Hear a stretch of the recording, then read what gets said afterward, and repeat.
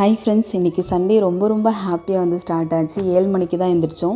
பொறுமையாக எழுந்திரிச்சு சமைக்கலாம் அப்படின்னு சொல்லிட்டு ஸ்டார்ட் பண்ணியிருக்கோம். சண்டேனாலுமே வந்து சமைக்கிறது கொஞ்சம் லேட் ஆகிடும். காலைல டிஃபனே வந்து 11 மணிக்கு அப்படி தான் இருக்கும். இன்றைக்கி சாப்பாடு மொத்தமாகவே சேர்ந்து செஞ்சுக்கலாம் அப்படின்னு சொல்லிட்டு அவங்க 3 பேருக்குமே வந்து ராகி சேமியா செஞ்சு கொடுத்துட்டேன். நான் வந்து சமையலாம் முடிச்சுட்டு நான் மட்டும் தான் சாப்பிட்டுட்டு இருந்தேன். இன்றைக்கி என்னென்ன சமைச்சேன்னு பார்ப்போமா? மட்டன் குழம்பு வச்சுருக்கேன், அப்புறம் நெத்திலி மீன் குழம்பு வச்சுருக்கேன், நெத்திலி ஃப்ரை பண்ணியிருக்கேன், இறால் ஃப்ரை பண்ணியிருக்கேன். கொஞ்சம் இறால் வந்து எடுத்து வச்சுட்டேன், நாளைக்கு வந்து அவங்களுக்கு பிரியாணி செஞ்சு கொடுக்கலாம் அப்படின்னு சொல்லிட்டு வச்சுருக்கேன். என்னென்ன வேணுமோ அது எல்லாத்தையும் கட் பண்ணிவிட்டு அரைக்கிறது எல்லாமே வந்து அரைச்சி எல்லாமே ரெடியாக இருக்குது. இப்போ சமைக்க மட்டும்தான் ஸ்டார்ட் பண்ணணும்.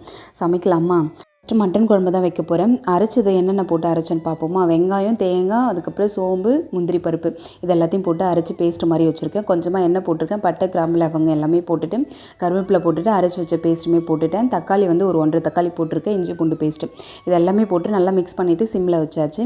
நெத்திலி ஃப்ரைக்கு என்னென்ன போடலான்னு பார்ப்போமா? குழம்பு மிளகாத்தூள், சால்ட்டு, இஞ்சி பூண்டு பேஸ்ட்டு, அரிசி மாவு இது எல்லாத்தையும் போட்டு நல்லா மிக்ஸ் பண்ணி வச்சுட்டேன்.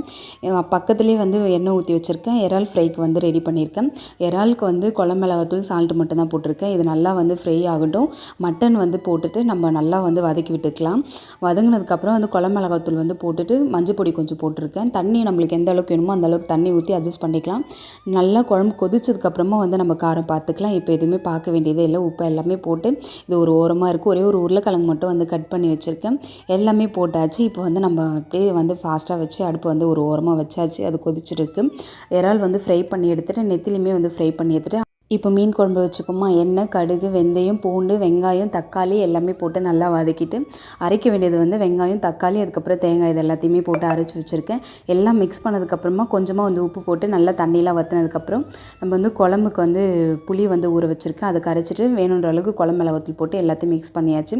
குழம்பு கொதிச்சதுக்கப்புறம் வந்து ரெண்டுத்துலேயுமே வந்து கொத்தமல்லி போட்டாச்சு. மட்டன் குழம்பு மசாலா, கரம் மசாலா தூள் போட்டிருக்கேன். இந்த சைடு வந்து மீன் குழம்பு மசாலா போட்டிருக்கேன். எல்லாமே வந்து சூப்பராக ரெடி ஆகிடுச்சு. சமைச்சது எல்லாருமே உட்காந்து ஃபேமிலியாக சாப்பிட்டுட்டு மூவி பார்த்துட்டு இருந்தோம். இப்போ எவ்வளோ தான் படம் பார்த்தாலும் வந்து நம்ம ஒரு டைம் பார்க்கலாம். நெக்ஸ்ட்டு இன்னொரு டைம் பார்க்கும்போது கொஞ்சம் கஷ்டமாக இருக்க மாதிரி இருக்குது. பார்க்கணுமா அப்படின்ற மாதிரி தோணுது.